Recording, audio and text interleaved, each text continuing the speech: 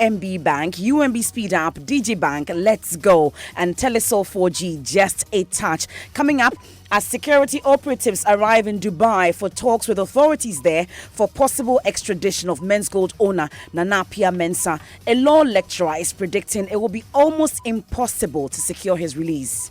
If it's a serious matter as we think it is, then it will be very difficult for you, almost impossible, because one of the reasons why they may not allow someone to be extradited to another country is when he's facing criminal trial within UAE. So, and that I don't think will be negotiable.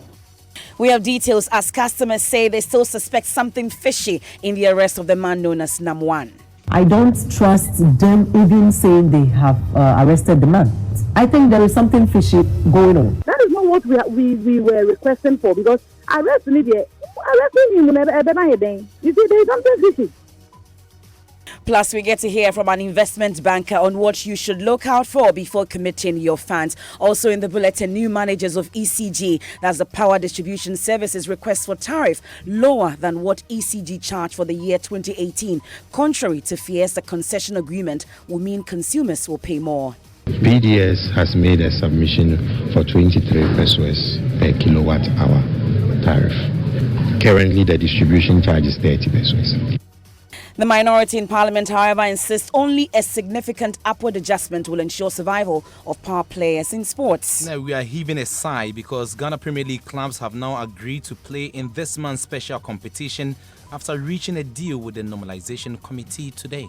And research groups suggest pornography as the most popular factor influencing sexual behavior among the youth. A lot of them were into pornography, and that was the major factor that I found was affecting their sexual behavior.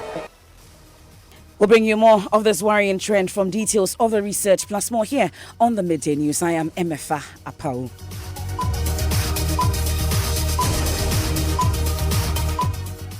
Now, even as Ghanaians, including the about 1.8 million customers of Men's Gold, wait for the return of Ghana's most wanted, Nana Pia Mensah, it appears this expectation will be very difficult to meet. Why? Law lecturer at the Ghana Institute of Management and Public Administration, Justice Remsai, says the delegation's attempt to get Nam1 released will be purely based on diplomacy because Ghana does not have an extradition treaty with the UAE. But first, the once disciples of Men's Gold say they suspect foul play in the arrest of your fool's gold vendor in Dubai. This whole arrest issue, I don't buy it. I don't trust them even saying they have arrested the man. I think there is something fishy going on. They can just say that he's been arrested just for them to just buy time, or just for him to hide, to be in hiding. How come all this time no one knew that he was arrested? All that we seek for from government is to do their best to bring him down to Ghana and then sit him down, and then as per our laws with SEC to compel him to pay us our money, have a schedule with him. If he's going to work wherever he has our money kept, we will be able to retrieve them and pay us our money. That is not what we were requesting for, because arresting him, what are we going to gain from it? The government customers, and then you don't gain anything. You see, there is something fishy. You heard the customers of Men's Gold, but Justice Sai says Ghana is close to impossible to get extradition for Nam1. Listen to his explanation. So even as he takes, he embarks on a journey leading a team, I think it would be more on diplomacy than the law. I think the Attorney General or the Deputy Attorney General would have a lot of work to do in terms of diplomacy. And that is because the requested person in this case, as we understand, is already facing criminal charges, facing criminal procedures there in UAE. And you know, we have the period of time that he's been there and has been detained. As we have it, we don't know whether it's been a series of detention and release, or we don't know whether it's one-off detention. But whatever it is, the fact that from December 7 to now he's still working out his bail conditions also means that then it's a serious matter. And being a serious matter, that is where the challenge for the Deputy Attorney General is. If it's a serious matter as we think it is, then it will be very difficult for you, almost impossible, because their law says that one of the reasons why they may not allow someone to be extradited to another countries when he's facing criminal trial within UAE. Okay. So, and that I don't think will be negotiable. And if you look at the offense that he's been, going to be charged with, is between 10 to 25 years. I don't know if UAE will allow him to come to Ghana. If he's found guilty, he will serve 10 to 25 years before, So it is a very difficult thing. You heard Justice Stremsai. He's a law lecturer at the Ghana Institute of Management and Public Administration. So let me just run you by the delegations currently at Dubai. That's the Deputy Attorney General Joseph Diondiok Pemka, a representative from the Economic Organized Crime Office (EOCO), the Bureau of National Investigations (BNI), and National Security. Now, although some financial and legal experts have described the operations of Men's Code as a Ponzi scheme, Minority spokesperson on Foreign Affairs Samuel Okudzeto Ablakwa says he's not convinced it is a Ponzi scheme. He's advocating a bipartisan parliamentary inquiry to properly establish the circumstances surrounding the company's operations and how it duped its customers. What partisan interest will you be protecting in this matter? That we all cannot agree and say, like, for once, let's put Ghana's interests first. Our financial sector should concern us. The life savings of Ghanaians, our constituents, that have been jeopardized and is out there in smoke. And look, people are dying when you watch them. Yeah. Some are threatening suicide and all of that. We must be concerned. It's a national security issue. And you think you can just issue a statement and say, oh, it's a civil matter, you don't have a contract with government. Who told you that? We are wrong. All of us as leaders, if we don't think that this matter requires our urgent attention, then we have no business being in leadership. Or my main concern is, look, lessons must be learned. How did this guy beat the system? First of all, what was even his business model? Are we sure it's a Ponzi scheme? I'm not that convinced yet that it's really a Ponzi scheme. Now, is there a lacuna in our law that should make it clear for such business models in the future to be properly regulated? Then we can learn lessons. You heard the ranking member on the Foreign Affairs Committee of Parliament, Samuel Okudzeto Ablakwa. Now, follow a detailed plan, steer clear of high returns and avoid trusting others blindly. These are but a few of the investment tips chartered accountant and banker Mahama Idrisu wants you to follow in your quest to choose an investment scheme so you don't fall prey to a Ponzi one. Well, he's been sharing more on these and other investment tips on the Super Morning Show. We'll get to hear him shortly on that. Okay, we can listen to him. When your investment is postponed without sending you the new deal slip, so you are maturing today, you want to go for your money, they say no, we'll roll it over by 3 months. But on phone, not even on WhatsApp, not even an email, and then you sit back and think that that's real investment. No, be very, very careful. And then you have to make sure that the communication is not on phone. It must be written and delivered. Okay. There's emails now, there's WhatsApp. You can even move from email to WhatsApp. Everybody does it. Yeah. And then you have to make sure that any delayed redemption is very, very dangerous. Okay. Yeah. They must communicate to you at least 2 weeks before your maturity. Okay. And then when they send you wrong statement, correction, and all this, don't just think that they've made mistakes, please. Very good softwares don't make too many mistakes. Means that either your money is not invested or they're trying to cook a statement for you. Also make sure that the statement that is being sent has the regulator's name under, licensed by the Securities and Exchange Commission or the Insurance Commission, have the board of directors' names, unregulated or tabletop products. You have to be very, very. And when directors are changing too much, you go, the last 6 people who spoke to you are not with the company again. The chief accountant or the director of finance and his assistant is left. 6 directors have resigned. You have to be very, very careful.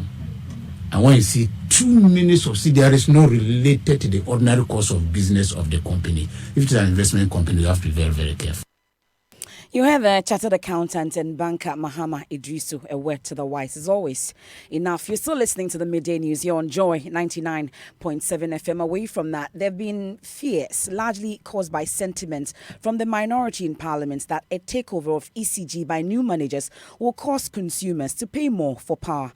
The new managers, Power Distribution Services, have, however, through the ECG, made a request for a tariff charge of 23 pesos, which is less than the 30 pesos ECG had charged for the year 2018. Ebenezer Bading is an energy economist at ECG. PDP PDS would take over ECG's assets, ECG leasing the assets to the PDS, and then PDS will look for capital, invest, expand in the assets, and then also do the maintenance operations, sell power to ECG's customers, and collect revenue on behalf of. PDS has made a submission for 23 pesos per kilowatt hour tariff.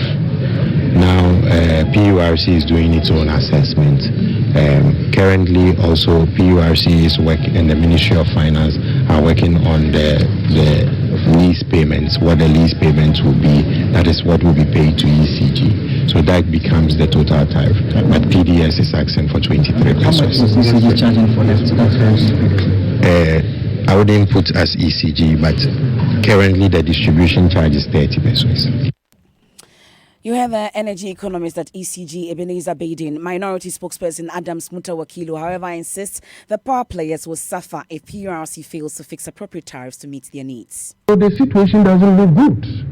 We thought we were getting out of it, but we are plunging ourselves deep into the debt. So how do we take out the politics and so the ordinary people do not have to bear the brunt of this, if I want to call it political circus? That is why, as minority led by Honorable Haruna Idrisu, we do our analysis with concrete information. You've realized I didn't come to rattle and speak about issues without evidence of what the agencies are actually facing. And that's the best way to go about it. How do we get out of it? The best way to get out of it is to let PURC do the right thing. Government should stop influencing and announce the results and thinking that the previous government was insensitive. You think PURC has been monitored, manipulated? By 2018 it was evidently clear. You have the minority spokesperson on energy, Adams Mutawakilu. The PURC has meanwhile hinted it may consider reducing the threshold for losses power distributors are allowed to make, which often causes upward adjustment of tariffs. Ishmael Ejikumhene is commissioner at PURC. For what we call the regulatory benchmark as far as the losses are concerned, what PURC allows is the 21%, which system losses, total system losses of 21%, which is disaggregated into the technical and the non-technical. That has been the benchmark for some time now. We are looking at once the system improves, because losses are a function of investments. When you make those investments, it has to translate into efficiency improvements. And we say once that is done, we're going to gradually lower that benchmark from the 21% to what we deem acceptable. If, for example, ECG's losses are around 24%, we only allow 21%, so they pay for the 3% as their own. They don't, where they find the money, we really don't care. You heard there Ishmael Ejikumhene, he's a commissioner at the PURC. Now, the president of the Ghana Bar Association, Anthony Forsing, is fighting off claims he raped a woman in a hotel in the US in 2012. Her accuser, Kukua Andam, is alleging Mr. Forsing pinned her down and forcibly had sex with her when she was not ready. The young female lawyer says she has filed an official criminal complaint with the Washington, D.C. police, but the president of the Ghana Bar Association has denied the allegations. We'll be bringing you his response shortly, but first, let's hear from Kukua Andam in an interview with Maxwell Agbagba. I was talking about my trauma, about the fact that he had pinned me down in the hotel room and raped me, even though I said that I wanted to use a condom because I was terrified of getting an infection or something like that. And people don't understand. They feel that just because I went into the hotel room with him, I was supposed to just accept anything at all, and that anything that I said about my own body did not matter. And so I feel that it's a lack of understanding that people just don't understand these things that have to do with rape. At this point in time, I'm still dealing with the psychological fallout from what happened. I'm trying right now to do the interview without breaking down, because every time I talk about it, I end up breaking down, and I'm trying to be strong. But I just still have memories of that day, just how it felt like to have him force himself on me, and just how my I'm sorry, just a minute. Yeah, sorry. So like sort of like how at that point in time I just felt like my spirit had left my body, and I see myself like it was as if I just couldn't deal with anything that was going on. And the fact that I think for me what terrified me was the fact that while it was all going on, I was even crying, and I was wincing in pain because I mean, yes, I had gone there willing to go ahead with whatever, but I wasn't even ready for like what he did, and just I was in pain and he didn't even care. The days that immediately I go home, I just remember that I cut off all my hair with scissors because I was telling myself that I don't even want to look attractive to a man again because I just can't have this happening to me. And then I went and took an overdose of sleeping. So the point you want to drum home is that although you went, there, you visited him, and you had an intent of having sex, you did not want to do it without a condom. Exactly. I just want people about the fact that you don't know why a woman will say no. It could be about the condom. It could be, I was someone that was dealing with trauma from rape already, and I needed time. It could be that she's in pain. I was in pain while it was going on. So you just can't say that just because a woman said that she has entered your room or she entered your room and is on your bed, then whatever you want is what happens. This is what I'm trying to communicate to people. You call this, a fight for female lawyers in Ghana. You say you do not want the next generation of women lawyers to suffer what you went through. What did you go through as a woman who was a lawyer in Ghana then? Just a lot of sexual harassment and from different quarters with especially the senior male lawyers. There's no organized system which is simple and made available to us, the junior female lawyers, to be able to report things like this.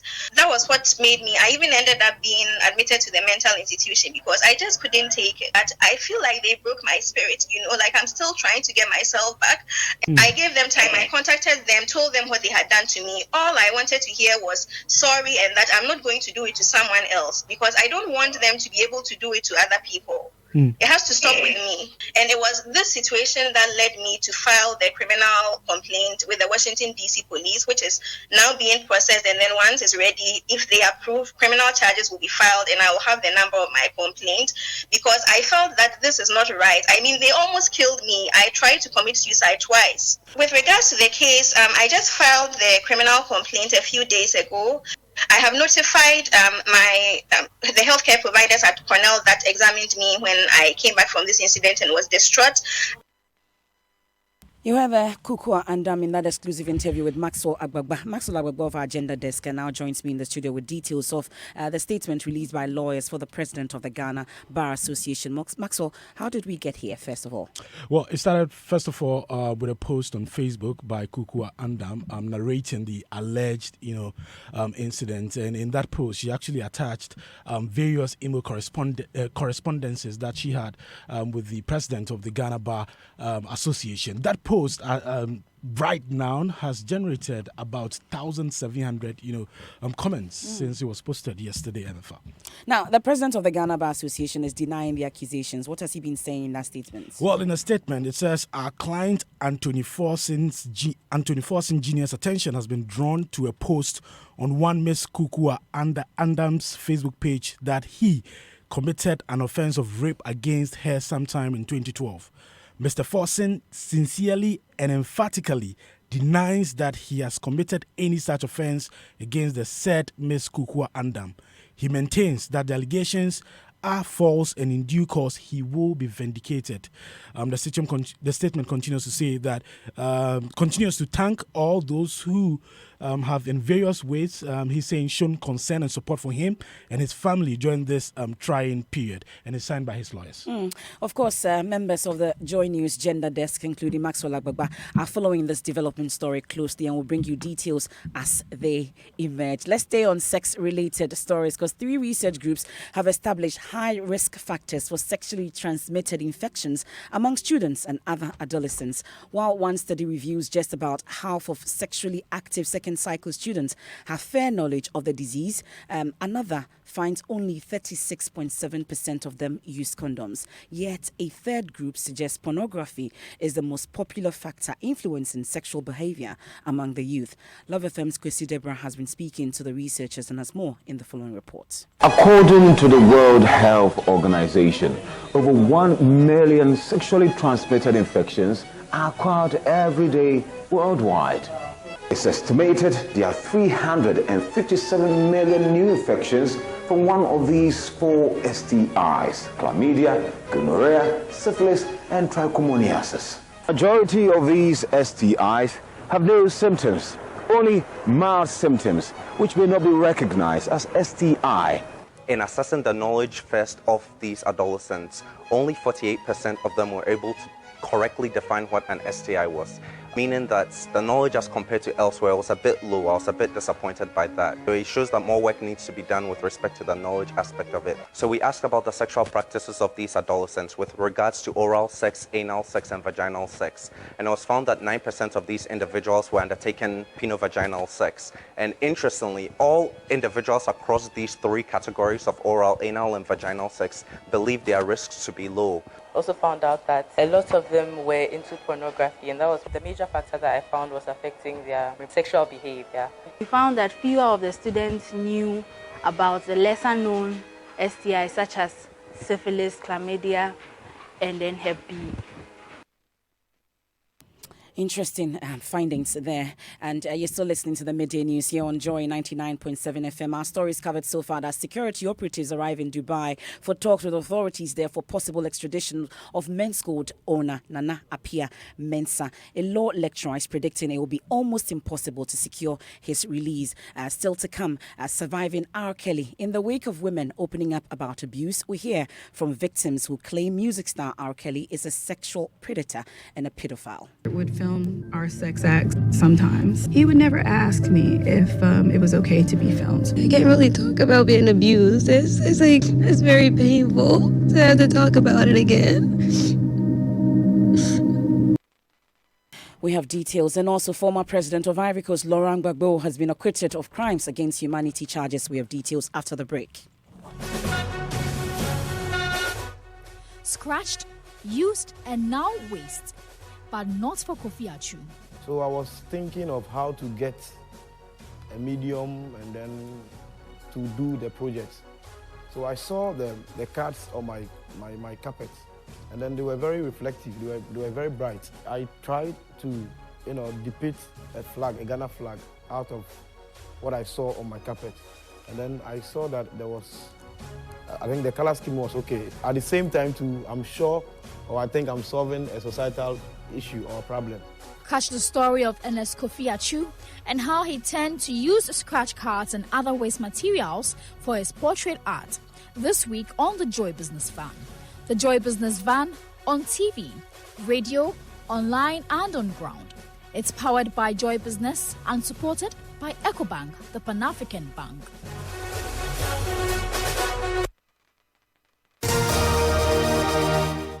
Thanks for staying with us here on the Midday News. Ridwan has the latest from the world of sports. Yes, we had breaking news coming in some few minutes ago, and the 16 Premier League clubs in the country have rescinded their decision to boycott the Normalization Committee special tournament later this month after a crunch meeting today. Patrick Akoto speaks for the Premier League clubs. Well, we held a fruitful discussion with the Normalization Committee of the Ghana Football Association, and the cordiality was amazing. We've reached a certain level of truth. We are happy with the new terms and arrangement. The format obviously has been altered. Other concerns that we had have also been addressed. So we are happy that we'll be returning to the pitch on the 3rd of February. It has always been a consensus building, and we are happy that we have met the Ghana Football Association interim body to resolve what appeared to be an impasse. But it's been all well and good, and we are happy that Ghana Football will return next month. It's still on the Normalization Committee, and they will unveil a 5-man ad hoc media committee, including famed journalist Kwame Sefakai, who is host of Peace FM's Kokroko. And also we've got senior journalist and former SWAC president Ebo Kwanzaa in there. Eko Asma, a radio pundit, is also there, as well as Happy FM's Ohene Bampo Brenya. Paul Adumotri, who was Good Evening Ghana, is in there. So I put a question to him. How can they achieve all that within a short period when the mandate of the NC expires in March? I think what we are supposed to do is really to lay a foundation and to set out the clear analysis of what ought to be done. I'm not sure that people are expecting us to achieve all what I'm saying, because in fact all what I'm saying will take a long time to achieve. Even the Premier League, they still have meetings about how to increase the capacity of their content monetization. So what we want to do is to really change the mindset, is to bring a new paradigm to what these committees have to do in these times. That's really our responsibility. And hopefully between now and the end of March, we should be able to do that paradigm realignment as far as media and communications for the Premier League and for the individual clubs is concerned. Paul Adumotri, and then the bulletin for midday here. Okay, the sports segment ending, actually. Segment. Thank you very much, Ridwan, with the latest from the world of sports. Now, Special Prosecutor Martin Amidu has revealed that his office is just about concluding investigations involving top public figures. Mr. Amidu has been under intense pressure since it took office for him to prosecute persons perceived to be corrupt.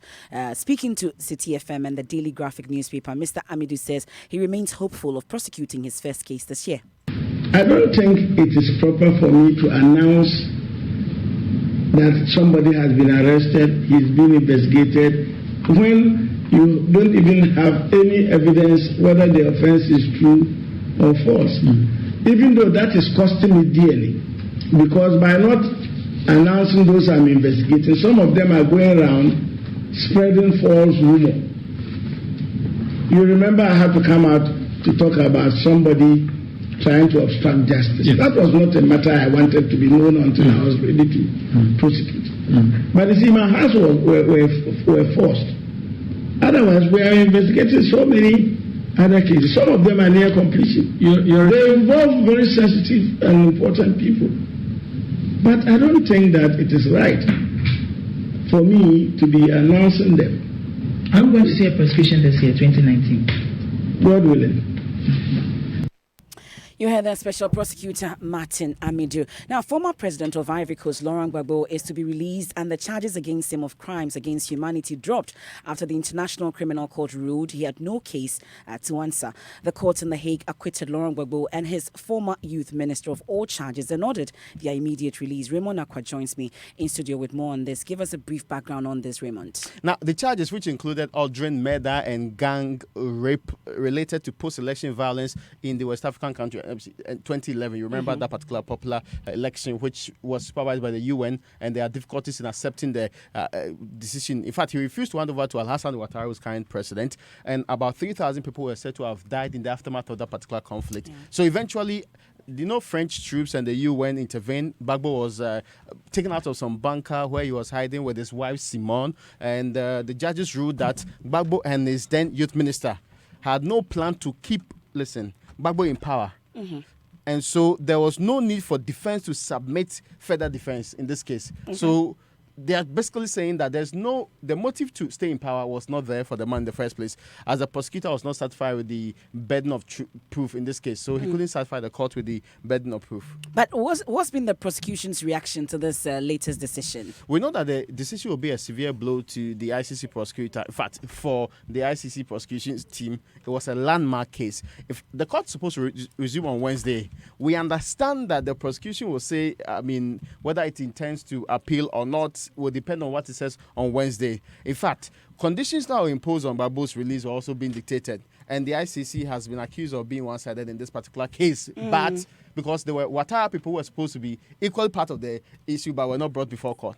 Well, Raymond Akwa giving us details of that. And at a time where more and more women are speaking up about abuses on them in the past, there's a documentary, I'm sure, Surviving R. Kelly, that most of you have heard about. Let's get excerpts of that rather touching. I had to talk about it again. How do I stop it? How do I get you back? How do I get you back to the guy that asked me to help him to read? R. Kelly has denied all these allegations and responds in a 19-minute song, I Admit. How they gon' say I don't respect these women when all I've done is represent? 30 years. Take my career and turn it upside down, cause you met I've got some girlfriends. Pair with this record deal. Campaigners using the world's greatest singer, R. Kelly, there, except we'll bring you the full details of that report in our subsequent bulletins. And it's time now to check out what's trending. Maps, what are people talking about? So people are talking about the 10-year challenge. So what happens is that What's with that?